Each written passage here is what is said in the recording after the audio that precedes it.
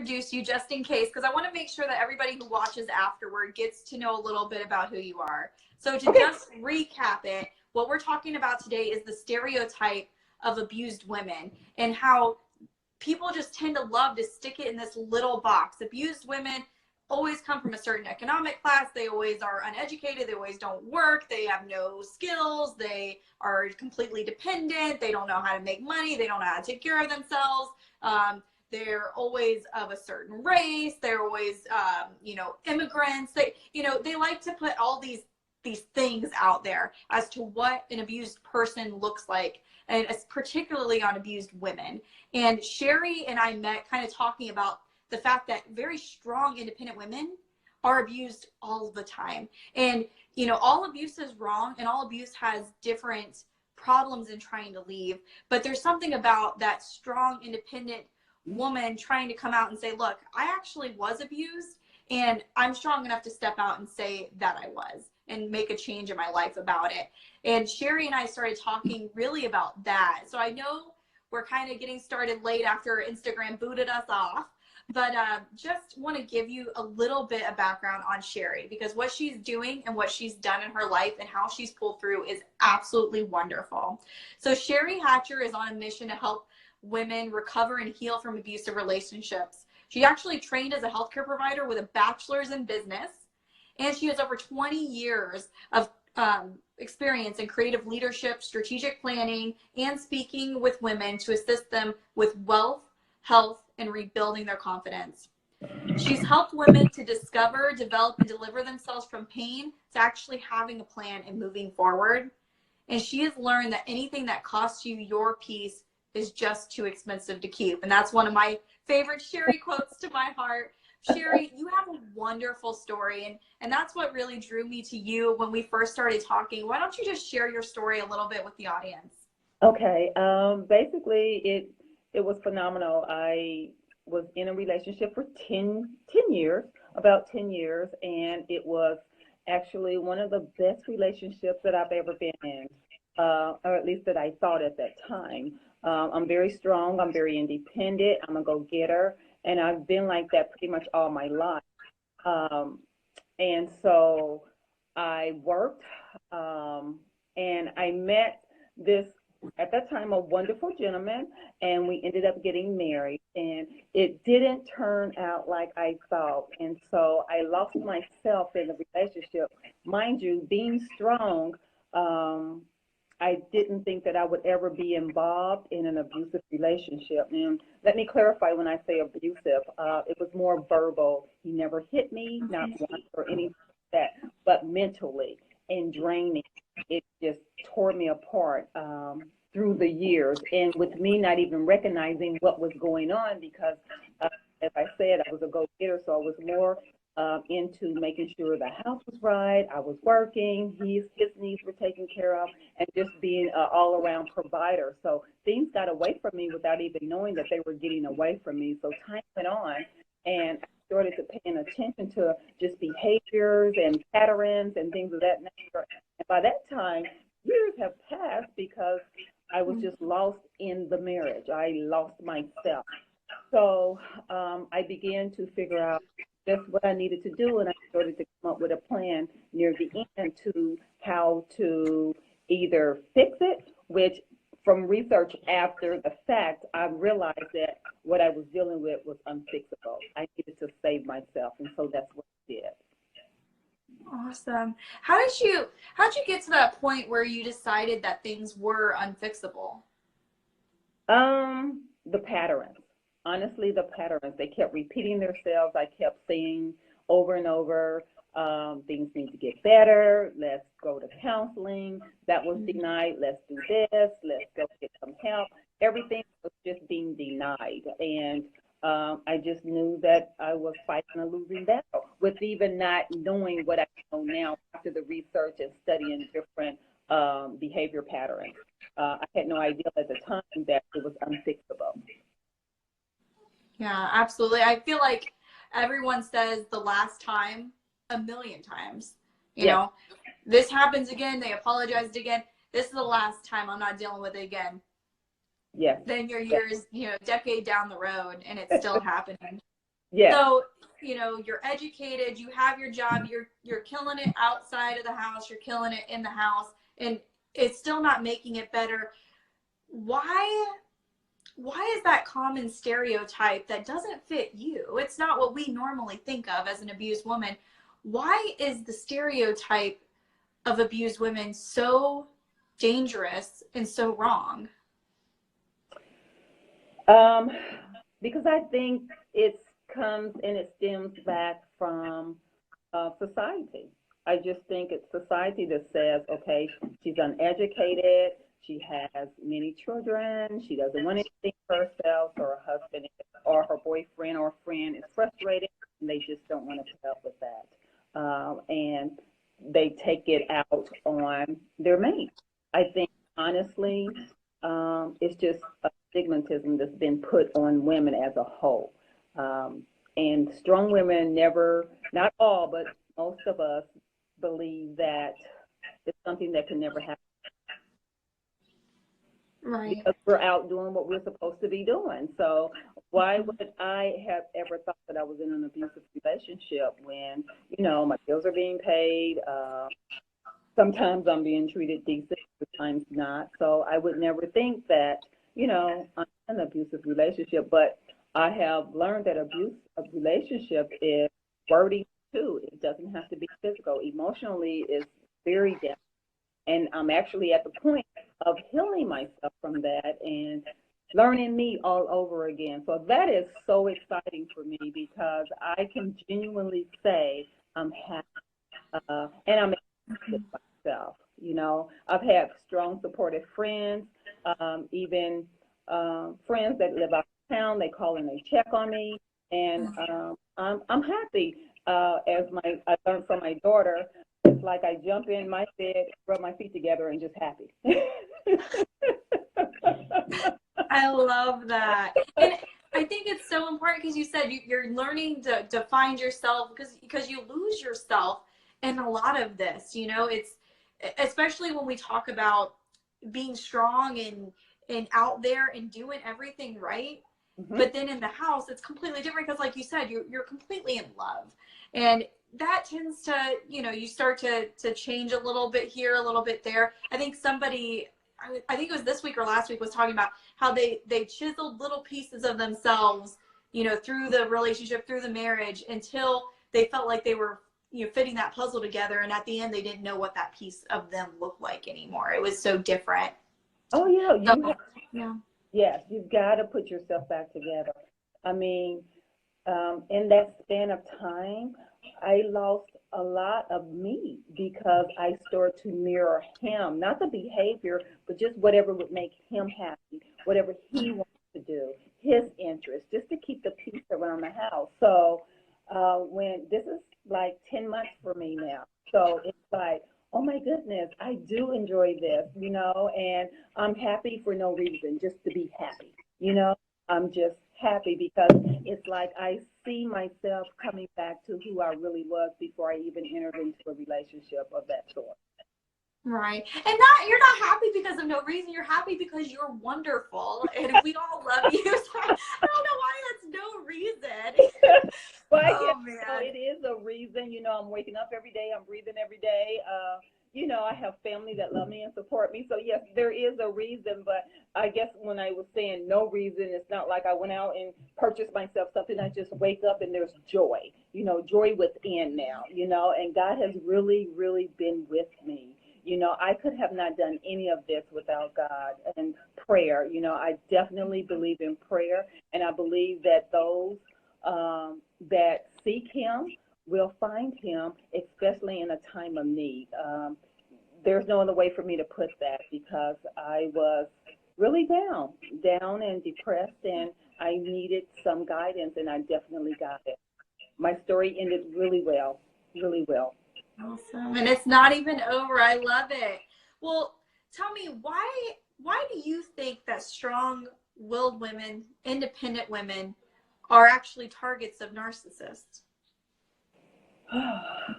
It makes them one look good. They target women that will make them feel better, look better, and they target women that can actually carry their own because they actually steal their energy. Mhm. I really believe that for me, I'm very high spirit. Uh, I find solutions to problems. I'm trying, I'm very positive by nature, and Mhm. that's what they look for. That's what they need because they have none of their own. That makes perfect sense. Hmm. Totally get that. Hmm. So you're on this mission, you're helping others heal. What would you say to that woman who hasn't left yet? What does she need to know about leaving and healing herself? That she can do it and try to find who she was before she met the individual. Another thing that I did was journal. I put all of my feelings into journaling because it helped me so much. My everything that was going on in my life, I wrote it down because I wanted to vent. And everything you just don't want to tell everybody. So it helped me Yeah. to know. And then when I would go back and read that, it was like, oh no, I'm better than this. So I took steps and I made plans on how to support myself and then on how to move forward. Oh, awesome. I love that. And normally we go over survivor strategy, but that's such a good one. And I feel like we've heard that before. I feel like we keep hearing about journaling over and over again. And there's something so cathartic about being able to get it out of here and get it onto paper. For me, one of the things I would do was, you go back and forth, and maybe this is something we could talk about a little bit too. Did you go back and forth at all about wanting to go back, or at least feeling that love still? Oh yeah, yeah. But when we separated, I knew that I would never go back. No contact has been the best thing that has ever happened to me. Um, Yeah. Everyone probably can't do that because they maybe have kids or something. I was Mhm. fortunate that I didn't have to by him, but the less contact that you can have with a narcissist, the better, because you can't win. There's no winning. They thrive on that. They thrive on um, being the person to bring you down. So I've had no contact and I'm loving it. I'm loving it. Was it hard? Yes.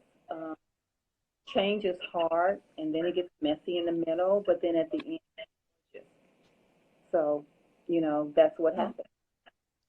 I think that's so important to know too, because I was talking to somebody who works mainly in social work, and he actually moved into America not too long ago, and he's trying to like understand what social work was in the States versus where he came from.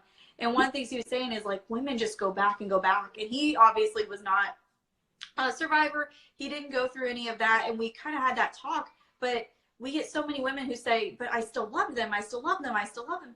Yeah, you can Oh, have all kinds of love for somebody and not be good for them. Like you said, if it costs you your peace, it's too expensive to keep. But journaling, sometimes when you can sit down and say, "Okay, I've made a decision. This is the decision I made, and this is why I've made that decision." Sometimes just being able to go back and look at it with all the emotion here and no emotion on the paper. Like, this is what happened. These are the facts, and this is why we're not talking. This is why there's no contact. This is why I'm not there anymore, and why I'm going to make this change. I think that's so powerful. yeah. And speaking of journaling, I did 10 to 15 things that said I am. You know, Really? Okay. strong. I am powerful. I am resourceful. Um, I just kept writing things that I am and continue to write them. I am this. I can work. I am smart. I am above drama. Any of that would help me and internalize it, that would make me see something positive at the other end. I love that. The affirmations are so important too, because if you think about all the stuff, especially you're saying you had a lot of emotional and psychological abuse, all the stuff that they were putting in your head was not that positive stuff. And you're just sitting there saying, okay, I understand what came in. This is what I'm going to put in for myself. I love that. Yes. So, Powerful. yeah. So, I would tell anyone that's in it that they can get out of it. I would also say that the the more peace you have within yourself, the more that you will not debate with. A lot of times it was just okay, okay. You can't argue with okay. Mhm. You can't debate someone who's not arguing. So that would calm the surface in my case. It may be different for others, but with me agreeing and just saying okay, because I needed that energy to figure out what I needed to do to keep myself safe and to keep myself sane. Yeah. Yeah, you don't have a whole lot of energy left over some days when you're just trying to rebuild. I totally get that. I totally Yes, get that.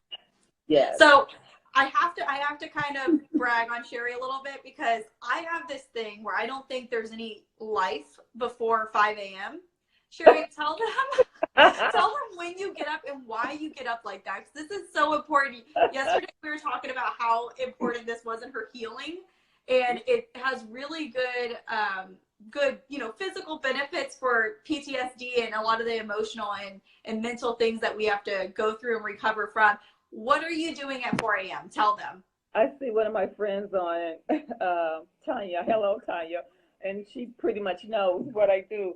But at 4 a.m., I am up and my feet hit the floor, and I'm getting ready to go to the gym so that I can be there at 5 a.m.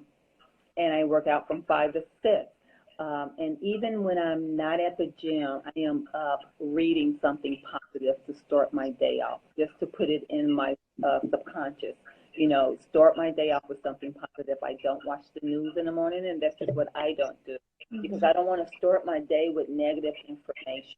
You know, I want to feed myself positive information. But working out is my priority. Uh, it just became a way of life. Even when I was going through it, I still went to the gym. Didn't hit it as hard as I do now, but I still did cardio because it helped me think, and it was just peace away from home. Mm-hmm. Oh yeah. Tanya remembers. Yeah, I remember those days. She does. Oh man, Sherry. Yeah. Yeah, go on Sherry's page. I'm gonna make sure she puts her handle and make sure you find her. You gotta go see some of her pictures because Sherry she's very sweet. It's not a facade. She's sweet. But she's serious too. Like don't get her wrong, I'm telling you. Yeah, I really love that. But yes, I am sending, blessings and favors to all that are listening, to all that will listen, because there's definitely life after drama. I love that. Sherry, I know that we have to wrap it up, and it stinks because this is a great conversation, but we like to end with, the name of our movement is Remind Her, kind of going back to we know these things are wrong and we kind of get far away from it. And we just need those little reminders. And sometimes we think it takes our sister survivors to remind us of who we are and what we're capable of and why we're here on this earth. Why don't you give us your one Remind Her for anyone watching today? I want to remind women that become better and not just. I really Mm. think that that's possible because even if you are bitter while you're in it, then work on yourself to come to divorce bitterness because that will just hinder you to move forward. Don't stay stuck there after you leave your gone. Even if you have the opportunity to get into your mind and release anything that is holding you back, do it as soon as you can because uh, on the other side is truly life. Even if you don't have everything that you want or you're not doing everything that you want to do, you can start making plans for a better life for yourself. I love that. Divorce bitterness. Yes, That's yes, wonderful, Sherry. yes. Why don't you tell them what your handle is? I'll make sure that it's in the comments for anybody to see, but tell them what your handle is so they can go over and follow you. My Instagram, is that Yep. what you, okay, it's Living Life 0524 is my Instagram. Yes, and you'll see a lot of just positive things on my page. There's nothing negative on my page. You'll see some workouts